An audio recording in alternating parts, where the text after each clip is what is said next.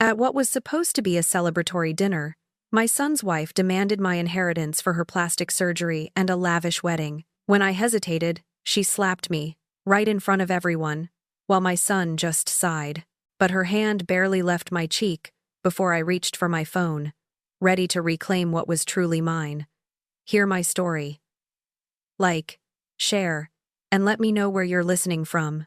Eleanor stepped into the gleaming expanse of Daniel and Serena's dining room, the air thick with the scent of expensive perfume and the low hum of polite conversation. Crystal chandeliers glittered overhead, casting dazzling light upon a long, polished mahogany table already laden with an array of appetizers.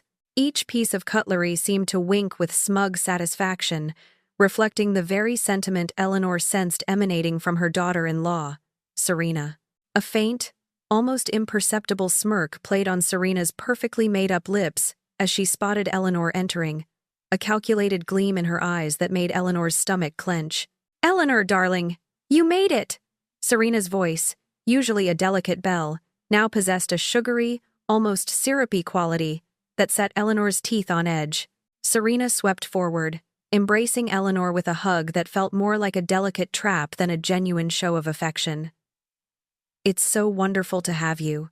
Our favorite benefactor has arrived." The words, meant to sound complimentary, landed with the weight of an expectation, a label that stripped Eleanor of her identity, reducing her to a mere source of funds. Eleanor offered a tight, polite smile in return, feeling the usual discomfort that accompanied these forced family gatherings. Her gaze shifted to her son, Daniel, who sat at the head of the table, his attention entirely consumed by the glowing screen of his latest smartphone.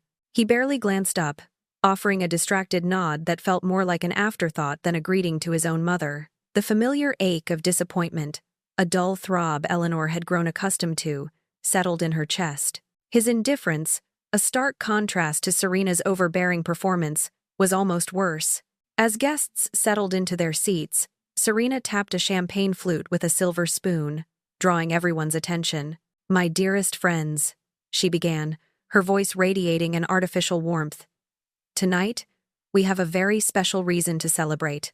We're here to honor Eleanor's incredible generosity, a generosity that has opened up so many exciting possibilities for Daniel and me, thanks to her inheritance."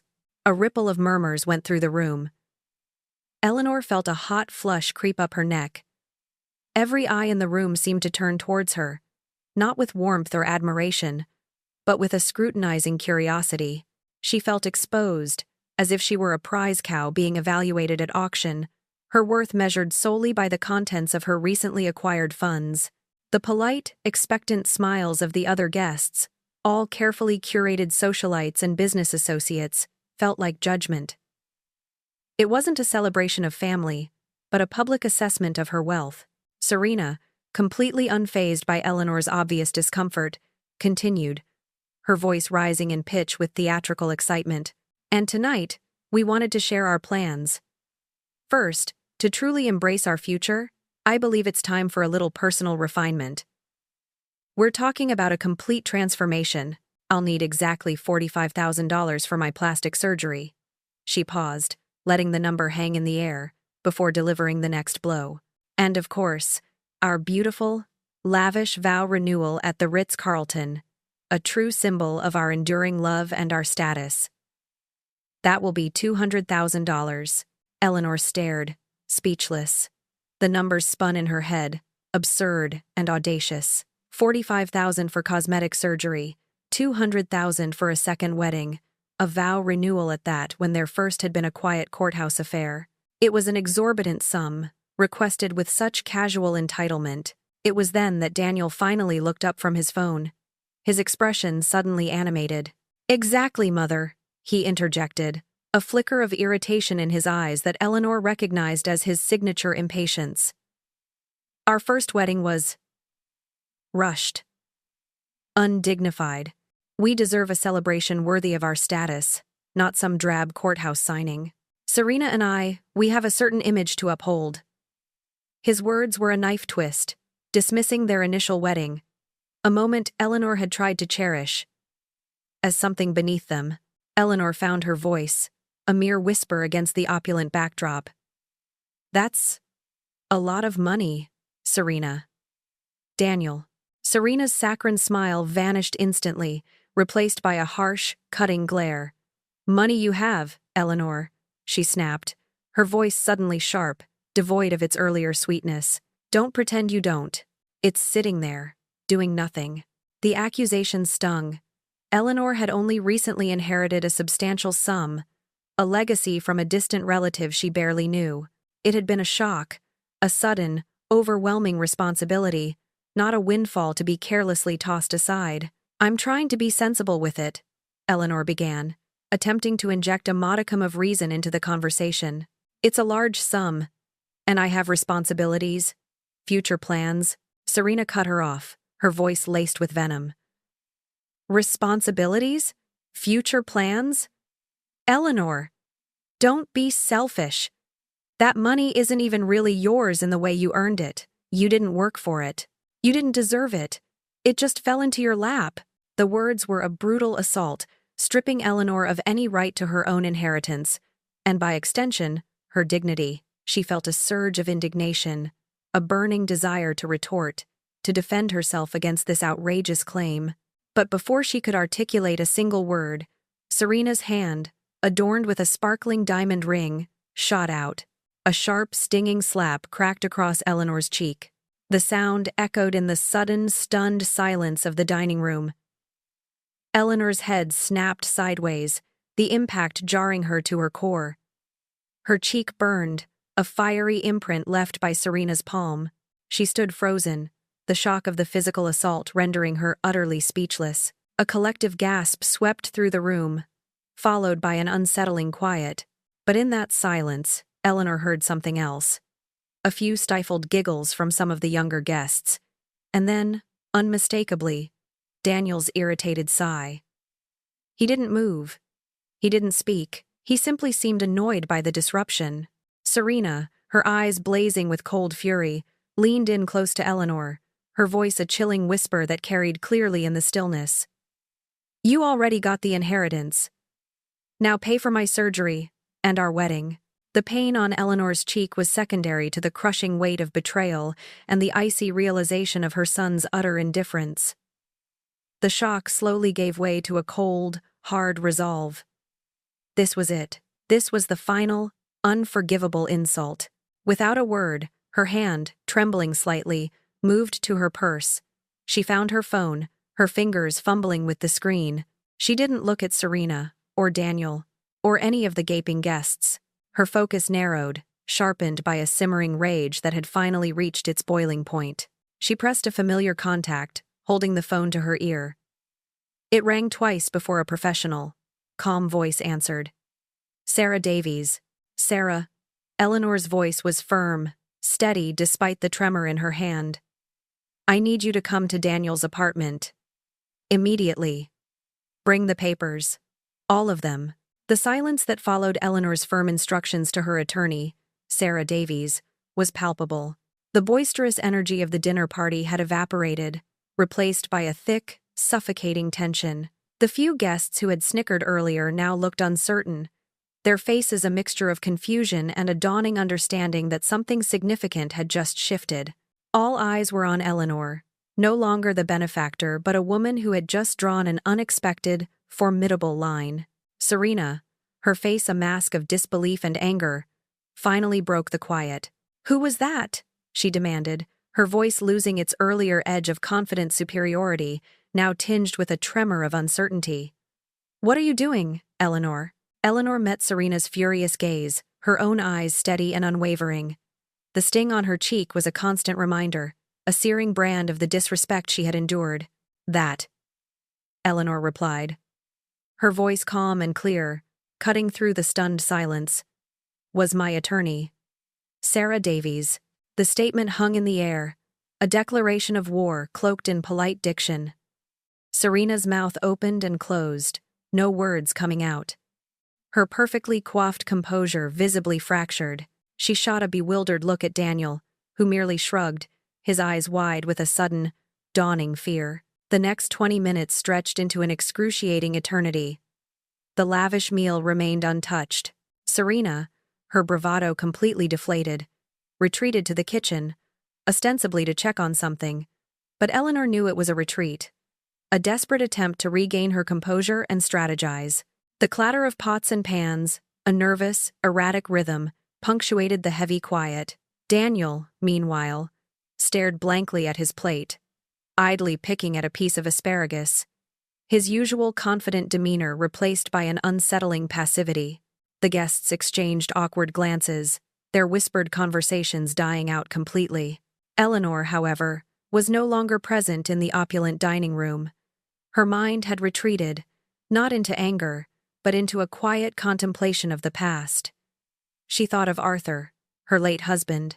Their marriage had been a long, predictable journey, stretching over 40 years. Arthur had been a good provider, meticulous with his finances, ensuring they lived a comfortable, albeit unremarkable, life. But he had also been emotionally distant, a man whose presence was more a habit than a connection. He worked, he came home, he read his paper, he watched television. Their conversations rarely ventured beyond the superficial. Eleanor remembered the profound loneliness that had often settled upon her, a quiet ache deep in her bones. She had felt invisible, her worth solely defined by her domestic duties, the perfect meals, the spotless home, the meticulously ironed shirts. She was a fixture in his life, not a participant.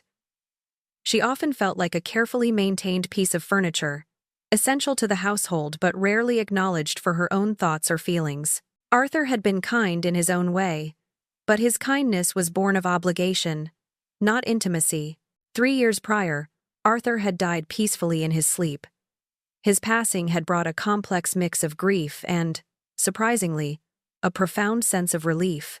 There was the expected sadness for the loss of a life partner, a shared history, but beneath that, a quiet exhilaration had blossomed, a feeling of liberation from a life that had, in its predictability, become restrictive. She was free, in a way she hadn't realized she longed to be. Arthur had left behind a substantial estate. His life insurance policy, pension, and various retirement accounts had amounted to nearly $1 million. It was more money than Eleanor had ever imagined herself possessing, a truly staggering sum that felt both empowering and daunting. It wasn't long after the funeral that Daniel had stepped in, eager to help his grieving mother. He offered what he called helpful suggestions about managing the inheritance, about investments that promised high returns. With a mix of flattery and gentle persuasion, he had convinced Eleanor that for ease of management and to safeguard against any future complications, it would be best if he were made the primary beneficiary of her accounts. Sons were supposed to take care of their mothers, he had reasoned, and Eleanor, trusting her only child, had signed the papers without a second thought, believing she was simply doing the sensible thing, ensuring her future was secure in his capable hands. Post-Arthur's funeral, as the initial waves of grief receded, Daniel and Serena's conversations with Eleanor had increasingly revolved around her money. Their own finances were always a tightrope walk between their expensive tastes and their fluctuating income. They needed a new car. Their rent was going up. A spontaneous trip to Europe. Eleanor, still navigating her newfound independence and yearning to feel needed, to be a part of her son's life, had helped them. She covered their rent more than once, took care of utility bills, and even funded several lavish vacations, eager to see them happy, believing she was investing in their well-being and her own connection to them. But with each check she wrote, a quiet, insidious guilt had begun to gnaw at her. It felt as if Arthur's death had been a lottery win rather than a personal loss, a windfall that she was obligated to share, to spend. This internal conflict, however, paled in comparison to the realization that began to dawn on her in recent months. Serena, with her sharp ambition and relentless pursuit of status, had undeniably amplified Daniel's innate sense of entitlement, transforming it into a brazen expectation. The memory of Serena's physical assault, the burning sensation still throbbing on her cheek, and the unsettling laughter of the guests, and worse, Daniel's irritated sigh solidified Eleanor's resolve. A line had been crossed, irrevocably. This wasn't about love, or family, or even respect. It was about greed, pure and undiluted, and a breathtaking display of contempt. Just as the thought crystallized, A sharp, insistent ring echoed through the apartment. The sound cut through the tense silence like a knife. All heads turned towards the door. Eleanor rose, her movements deliberate, her composure unshakable. A quiet strength radiated from her, replacing the vulnerability that had clung to her just moments before. She looked at Daniel, whose eyes widened in dawning horror, and then at Serena, who had reappeared from the kitchen, wiping her hands nervously on a dishcloth. "That," Eleanor announced, her voice resonating with an authority they had never heard from her, "would be my attorney." She walked past their stunned, shocked faces, moving towards the apartment door, her destination clearer than it had ever been. The heavy oak door swung open, revealing Sarah Davies. She was a woman of commanding presence, impeccably dressed in a tailored navy pantsuit that exuded quiet power. Her silver hair was pulled back in a sleek, no-nonsense bun, and her sharp, intelligent eyes missed nothing. She carried a sleek leather briefcase, a silent testament to her professionalism and the gravity of her purpose. "Eleanor," Sarah said, her voice warm yet edged with a subtle intensity, acknowledging the unspoken urgency in Eleanor's call. She gave Eleanor a reassuring squeeze on the arm before stepping inside, her gaze sweeping across the opulent dining room.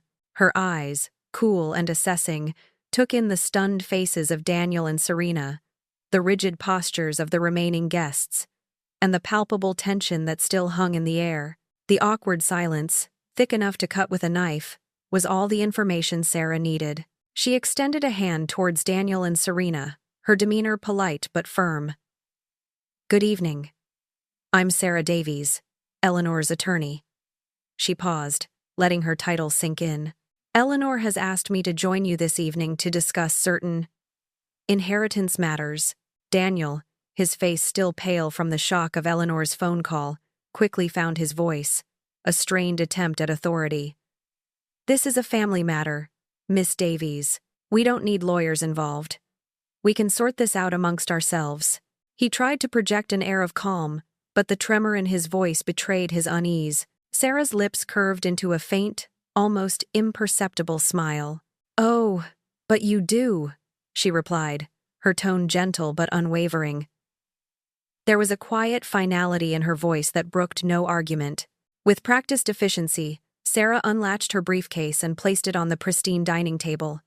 The soft click echoed in the silent room. She extracted several thick, neatly labeled manila folders, placing them with a deliberate precision before her. The rustle of paper seemed to amplify the tension.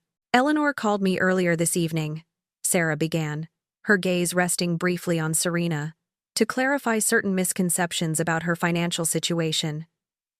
Misconceptions that, unfortunately, appear to have led to some rather inappropriate behavior." Her eyes flickered to Eleanor's still reddened cheek, a silent acknowledgement of the slap. Serena, now very pale, her earlier arrogance completely eroded, swallowed hard. "What kind of misconceptions?" she asked, her voice barely above a whisper, laced with a nervous tremor. She cast a desperate glance at Daniel, but he merely looked away, avoiding her gaze. Sarah reached for the top folder. "Let's start here, shall we?" She pulled out a crisp, official-looking document. "This is a certificate of incorporation for Vance Holdings LLC, filed in Delaware 28 years ago." She held it up for everyone to see. The elegant cursive header was unmistakable. Below it, in clear, concise print, it listed Eleanor Jean Vance as the sole owner and managing member. A deafening silence descended upon the room. Daniel's mouth opened and closed, much like a fish out of water, struggling to process the information, the words completely failing him, his brow furrowed in confusion, his eyes darting from the document to his mother, then back again. Serena's face, already pale, now looked positively ashen. Sarah watched their reactions with a cool, detached professionalism. "Your mother didn't just inherit money when your father died, Daniel," she explained calmly, her voice even and measured. "She's been building her own fortune for nearly 3 decades. She then elaborated, pulling out another document. "In fact, Eleanor began this venture with an initial investment of $15,000, funds that, incidentally, came from your college savings account." Sarah paused, allowing Daniel's startled gasp to dissipate before continuing. Naturally, she repaid that amount, with interest. Within 6 months, long before you even needed it for university.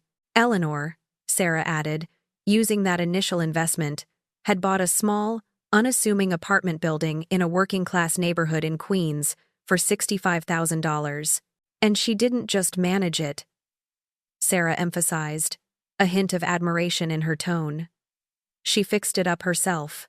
She learned plumbing from YouTube tutorials. She learned basic electrical work from library books. She painted, she plastered, she cleaned, she transformed that property, tenant by tenant, unit by unit. Daniel's confusion deepened. He looked at his mother, a woman he had always seen as a demure, traditional housewife, and then at Sarah, who was describing a shrewd, self-made businesswoman. "Mom," he whispered, his voice laced with bewilderment. "You never told me about any building. Any of this." Eleanor finally spoke, her voice gentle but firm, cutting through the silence and Sarah's professional explanation. She looked at her son, her gaze filled with a complex mixture of love and disappointment.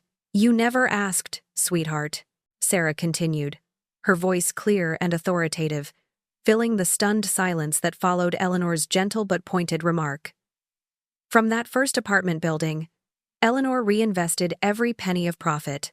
The income generated allowed her to acquire a second property 2 years later, and then a third shortly after that. She flipped through a few more pages, revealing spreadsheets and property deeds. By the time Arthur passed away 3 years ago, Eleanor, through Vance Holdings LLC, owned 17 rental properties spread across 3 boroughs of New York City. Serena's jaw dropped. Her eyes, still wide with shock, now darted across the documents, her mind visibly struggling to calculate the immense value of such a portfolio. Her carefully constructed image of Eleanor, the naive, dependent widow, was crumbling before her very eyes, replaced by an uncomfortable, bewildering reality. The polite smiles of the other guests had vanished, replaced by open-mouthed astonishment, but Sarah wasn't finished. Eleanor's ventures weren't limited to real estate, either. She pulled out another set of documents. She also made a series of shrewd angel investments in promising small businesses. Sarah listed them off. There was Ricardo's food truck, which, thanks to Eleanor's early capital, has since expanded into a popular chain of eateries across the city. Then there's Spotless Solutions, a cleaning service that started with a single team and now employs over 50 people. And finally, Silver Connect, a tech startup specializing in elder care connectivity, which she saw potential in from its very inception. She then presented a thick, bound portfolio, its cover embossed with the Vance Holdings LLC logo. This, ladies and gentlemen, is the current valuation of Vance Holdings. As of last month's assessment, Eleanor Jean Vance, your benefactor, controls a diverse portfolio of assets. Sarah paused, allowing the tension in the room to reach its peak before delivering the staggering total. A total of $8.7 million. The room erupted in excited whispers, a collective gasp followed by a flurry of hushed exclamations. The other guests, initially hesitant, now openly discussed the revelation, their previous awkwardness replaced by a fascinated awe. Daniel, however, looked utterly stunned, as if someone had hit him with a brick. His face was devoid of color, his eyes glazed over in disbelief. He stared at his mother, then at Sarah, then back at his mother, struggling to reconcile the woman he thought he knew with the formidable entrepreneur laid bare before him. "Mom, that's impossible," Daniel stammered, his voice barely a coherent whisper. His previous indifference had vanished, replaced by a raw, unvarnished shock. Eleanor finally spoke, her voice gentle, yet edged with a quiet strength Daniel had never heard. "Impossible, Daniel? Did you really think I was incapable of learning, of growing, of becoming more than just your father's wife? Did you think I was content to merely exist within the confines of someone else's life?" Her words were not accusatory, but rather a sorrowful reflection on his perception of her. Serena, her jaw practically on the floor, found her voice, a desperate, almost accusatory whine. Why didn't you tell us, Eleanor? All this time. We thought. We thought you were just. She trailed off, unable to articulate the full extent of their condescending assumptions. Eleanor completed the thought for her gaze steady and unwavering. You thought I was helpless, Serena. You thought I was some doddering old widow who got lucky when her husband died. An easy mark for your schemes. You thought I simply received money, not knowing I had already built my own empire, meticulously, patiently, over decades. The sting of the slap on her cheek still burned, but now it fueled her resolve, not her pain. Sarah cleared her throat, a small, polite sound that nevertheless managed to draw everyone's attention once more. There's more, I'm afraid, she added, her tone heightening the already thick tension in the room. She glanced at Daniel, whose face had gone from pale to a sickly shade of green. He looked physically ill, bracing himself for another bombshell. Sarah reached into another folder, pulling out a document that looked like a financial ledger. For the past 5 years, she announced, her eyes now fixed directly on Daniel. Eleanor has also been your anonymous benefactor. She let the words hang in the air, allowing their full weight to sink in. The implication was clear. The source of much of Daniel and Serena's lifestyle, the generous anonymous gifts, the timely injections of cash that had smoothed over their frequent financial crises, had come not from some distant, benevolent stranger, but from the mother they had so casually dismissed and disrespected. The full scope of Eleanor's meticulously kept secret life. A life brimming with shrewd investments, quiet ambition, and silent generosity, was about to be laid bare, revealing a woman far more complex and powerful than anyone in that room had ever imagined. Sarah continued, her voice devoid of emotion, yet each word landed with the force of a hammer blow. For the past 5 years, since early 2019, Eleanor has been secretly paying your $1,200 monthly rent, Daniel. She paused, letting the figure hang in the air. That's a total of $72,000. Quietly funneled into your account each month, ensuring you never saw a late notice. Daniel's jaw hung slack, his eyes fixed on Sarah, then on his mother, who stood silently, observing his reaction with a somber gaze. Before he could even begin to process this, Sarah pressed on. And that sleek BMW you drive, Daniel? She tapped a document with a precise finger. It's registered to Vance Holdings LLC. Eleanor has been making those $650 monthly payments for the past 3 years. She purchased it for you when you landed your first big job, so you could make a good impression. Serena, who had been gripping the armrest of Daniel's chair so tightly her knuckles were white, gasped, a high, strangled sound. You've been paying for everything? Her voice was barely a whisper, a mixture of disbelief and dawning horror. Eleanor stepped forward, her voice calm, a stark contrast to the rapidly escalating panic of her son and daughter-in-law. Not everything, Serena, she clarified gently, her eyes still fixed on Daniel. Your credit cards, for example. Your student loan payments. Those looming medical bills from that one unfortunate ski trip. Those I paid directly, through an anonymous third-party service, to avoid any awkward questions. I also covered the down payment for that new furniture set you loved, and sent funds for those emergency repairs on your apartment that never seemed to quite get fixed. She paused, allowing the weight of her words to settle. I did it, Eleanor explained, her voice tinged with a quiet sadness. Because I didn't want you to worry about money while you were both trying to build your careers. I wanted you to feel secure, to have the freedom to pursue your passions without the constant pressure of financial strain. It had been a mother's silent sacrifice, a secret act of love that had been tragically misinterpreted and taken for granted. Sarah interjected, holding up a printout of bank statements and invoices. And let's not forget the Nordstrom shopping sprees, the expensive restaurant dinners you boasted about on social media, the luxury watch Daniel bought last Christmas, and that spontaneous trip to Europe last year, which Eleanor also discreetly funded. She lowered the documents, her gaze sweeping over the now stunned faces of the guests. Your mother has been covering your lavish lifestyle for years, and you never once thanked her for it, Daniel, because you never knew.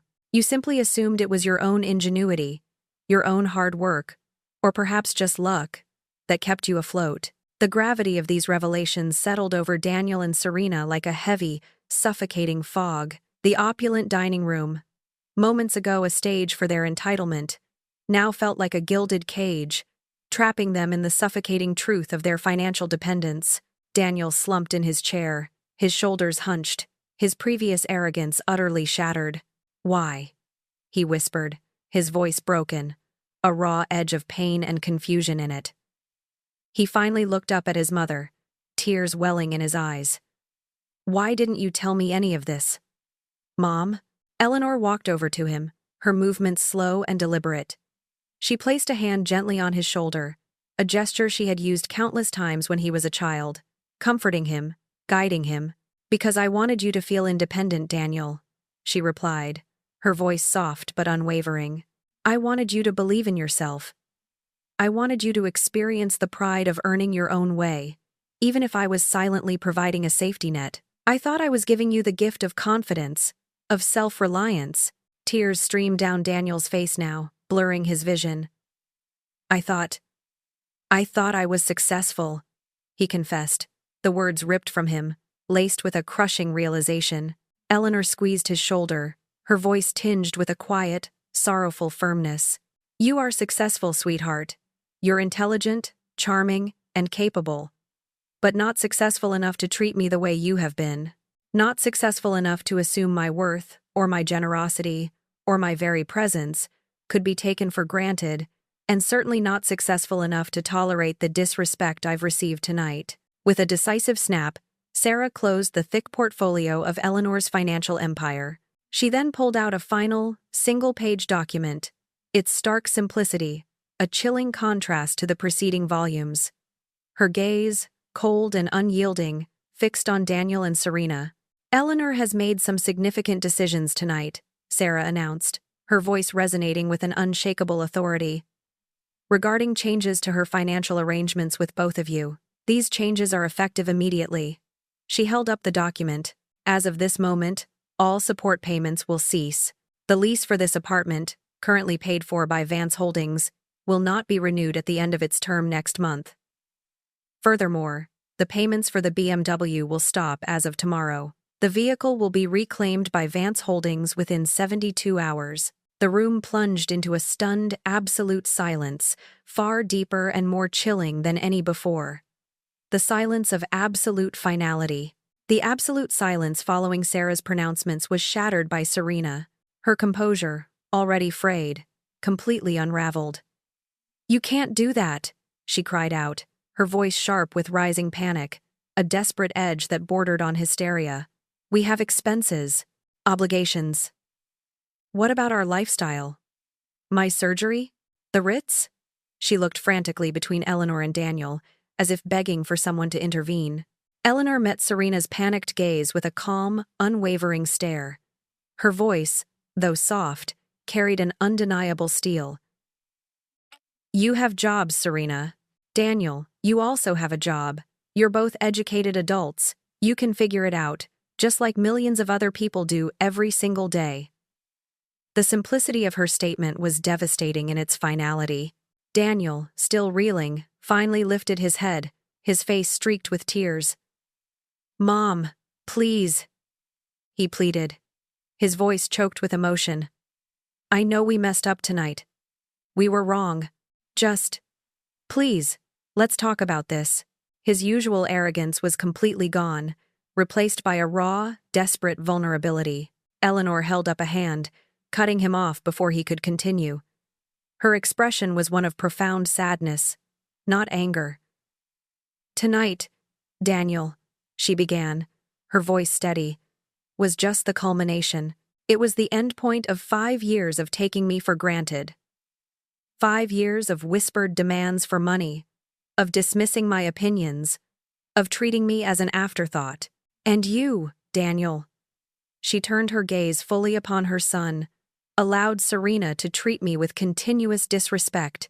"You stood by and said nothing when she belittled me, when she dismissed my entire existence, and when she physically assaulted me." She touched her still tender cheek, a silent, powerful reminder. "Tonight," Eleanor declared, her voice imbued with a newfound authority, I remembered who I am. And who I am is not someone who accepts being treated as less than human by her own family. My generosity was never an invitation for abuse. Sarah Davies, her task complete, began to calmly pack her briefcase, her movements efficient and precise. She offered Eleanor a small, knowing smile, a silent commendation, before turning to Daniel and Serena. I trust the instructions are clear, she stated, her voice formal.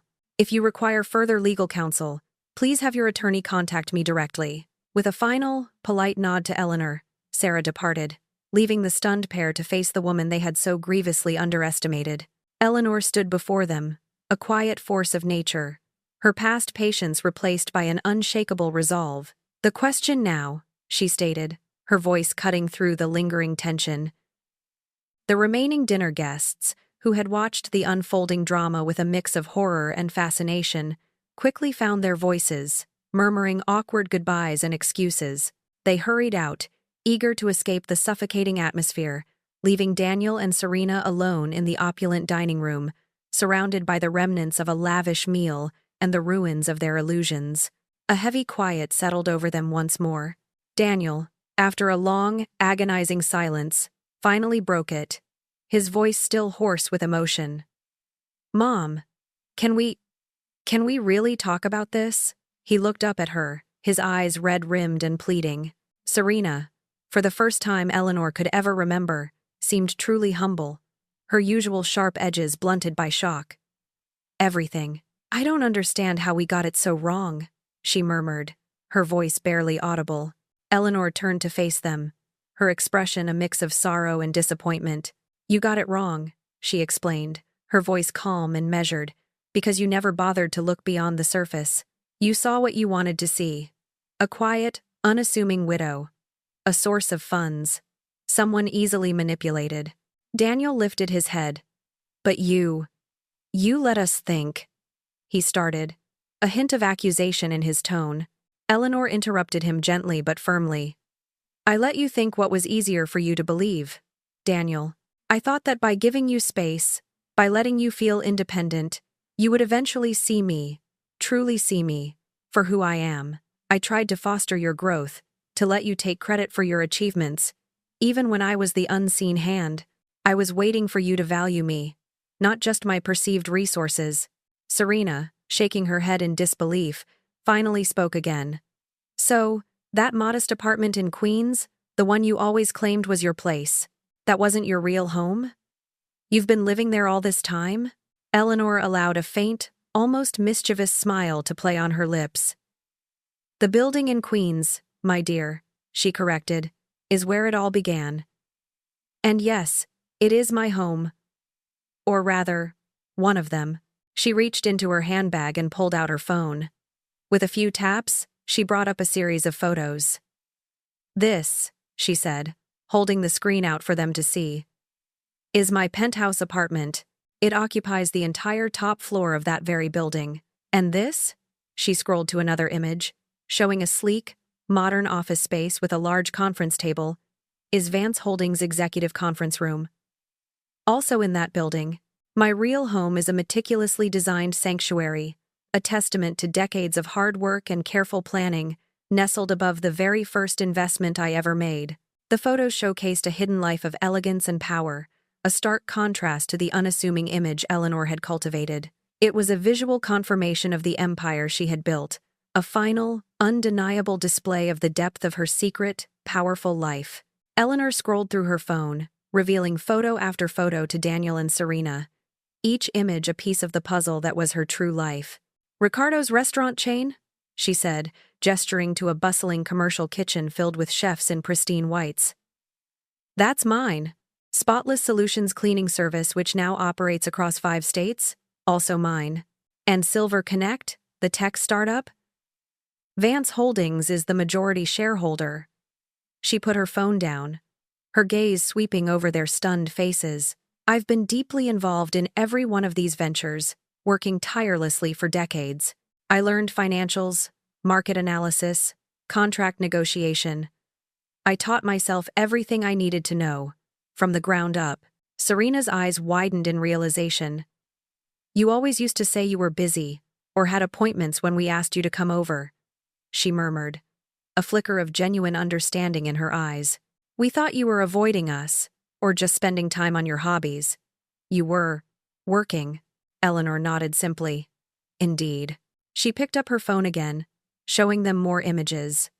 Vast warehouses humming with activity, sleek office buildings with Vance Holdings prominently displayed on the signage, the expansive commercial kitchens for Ricardo's. "I own these buildings too," she explained. "This entire operation, from the real estate to the businesses themselves, is a carefully cultivated ecosystem." Then came the final, gut-wrenching confirmation that hit Daniel and Serena most directly.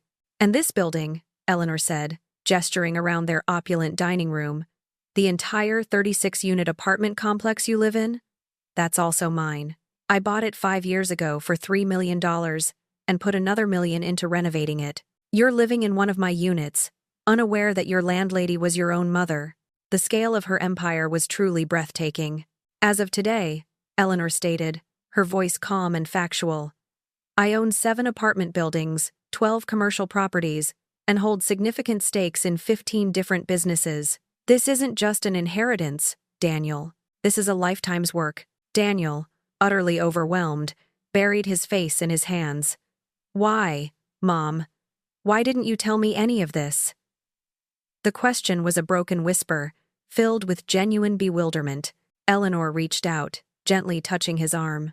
"Because I didn't need your help, Daniel," she explained softly, yet with a hint of steel. "And I was afraid. Afraid that if you knew, you would try to control me, just like your father did. Arthur, despite his financial acumen, always saw me as incapable of handling anything beyond the household. I was tired of being diminished, of being unseen. He never believed I could manage money or make decisions of consequence. He kept me isolated, financially and emotionally dependent."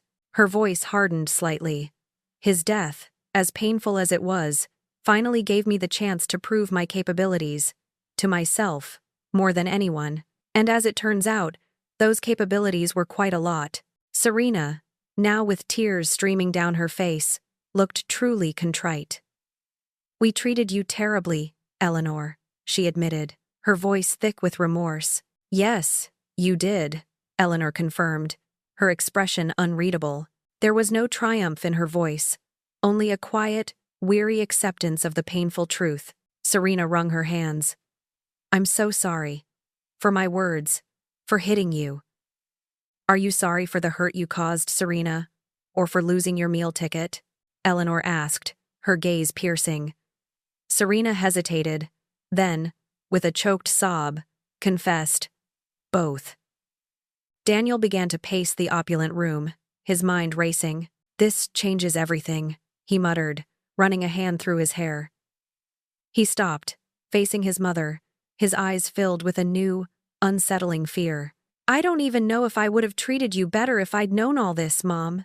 If I'd known you were a millionaire. And that scares me." It was a stark, honest admission of his own potential for greed and entitlement, a self-awareness Eleanor hadn't seen in him before. Eleanor slowly gathered her purse, preparing to leave. The show was over, the truth laid bare. "I need to go home now," she stated, her voice soft but resolute. She looked at both of them, her son and daughter-in-law, their faces now stripped of their former arrogance, their entitlement shattered. "What happens now, Daniel, Serena, depends entirely on what you do next." 3 days later, Eleanor sat in the minimalist, sleek kitchen of her penthouse apartment, sipping herbal tea and observing the bustling city skyline through floor-to-ceiling windows. Her phone buzzed relentlessly on the counter, Daniel's name flashing across the screen. She deliberately let his frantic calls go to voicemail, allowing him to sit with the consequences of his actions. Eventually, he reached her. His voice, when she finally answered, was strained, filled with a palpable anxiety. "Mom, please. Serena. She's not handling this well. We need to talk about the payments." "About everything." Eleanor took another sip of her tea, her gaze unwavering as it swept across the vast urban landscape, a testament to her own quiet power. "I'm afraid there's nothing to discuss, Daniel," she replied calmly, her voice firm. The payments have ceased. You and Serena will simply have to make some adjustments to your lifestyle, like everyone else. I trust you're both intelligent enough to figure that out." She refused to waver, her resolve solid. "Family members." "Daniel," Eleanor stated calmly into the phone, her voice unwavering as she looked out at the bustling city. "Don't usually slap each other at dinner parties. Nor do they demand $200,000 for a vow renewal from someone they believe is dependent on them. So, I'm not entirely sure family is the right word for what we've been for the past 5 years." A defeated sigh came through the receiver. Daniel put Serena on the line. Her voice was thin, reedy, genuinely apologetic, and laced with a profound terror. Eleanor repeated her earlier question, probing her true motivations. "Are you sorry for the hurt you caused, Serena? Or for losing your meal ticket?" This time, after a long pause, Serena didn't hesitate. "Both, Eleanor. Honestly, both. I was so wrong." Eleanor listened, but her mind drifted. She recounted her own youth to them, not to shame them, but to impart a fundamental truth. "When I was your age, Daniel, I was working double shifts as a waitress to put myself through night school. I lived in a tiny studio apartment, ate ramen for dinner most nights, and wore the same few outfits for years. I pursued my degree, learned to live frugally, and started building my life from nothing, piece by piece." Her voice softened slightly. "I had the same choices you have now, perhaps even fewer resources. I chose to work. I chose to build." Daniel's desperate plea for another chance echoed through the phone. "Mom, please. We can fix this. Just one more chance." Eleanor sighed, a long, weary sound. "You had 5 years, Daniel. 5 years to show me respect, to show me gratitude, to treat me like a valued human being, even when you thought I was nothing more than your father's widow with a modest inheritance. You chose not to. This isn't about punishing you," Eleanor clarified, her voice firm but devoid of malice. "This is about recognizing that the dynamic we've had, the relationship based on my silent support and your blatant entitlement, has been unhealthy for all of us. It allowed you to stagnate, and it allowed me to be disrespected." She made her stance clear. "Any future relationship we might have will be based on mutual respect, not financial dependency. You must earn my respect, just as I earned everything I have." 6 months later, Eleanor received a call from Sarah Davies. "Just wanted to give you an update, Eleanor," Sarah said, her voice cheerful.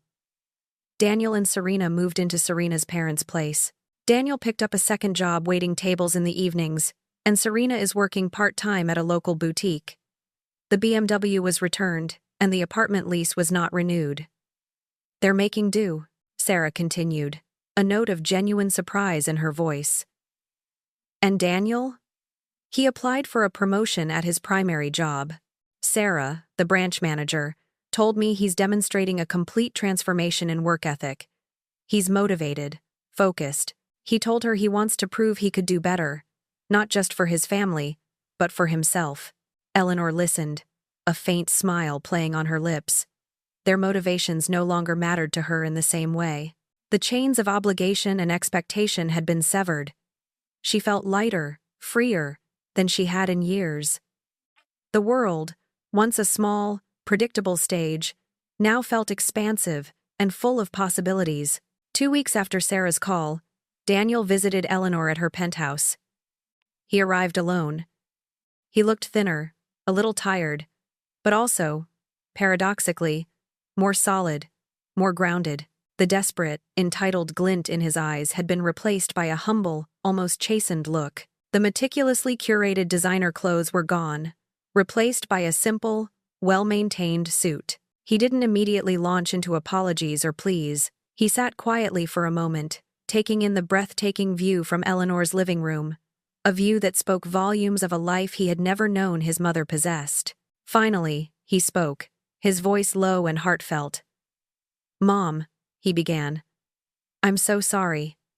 For everything. For the way we treated you. For the words, for the slap. It was unforgivable. I know that now." He looked at her, his eyes filled with genuine remorse. I realized that night, and every day since, that I didn't just lose money. I lost something far more important. I lost my mother's respect. And I lost the right to be proud of myself. Eleanor reached across the sleek glass coffee table and took his hand, her touch gentle. "You're 35 years old, Daniel," she said, her voice soft but clear. "It's not too late to become someone I can be proud of. Someone you can be proud of." They talked for over an hour, not about money, but about their lives. Daniel spoke of the harsh realities of balancing two jobs, of the strain on his marriage, but also of a surprising new satisfaction in earning his own way. Eleanor spoke of her early struggles, her quiet triumphs, and the decades she spent building her empire in the shadows. It was the most honest, open conversation they had ever had. When he left, they shared a hug.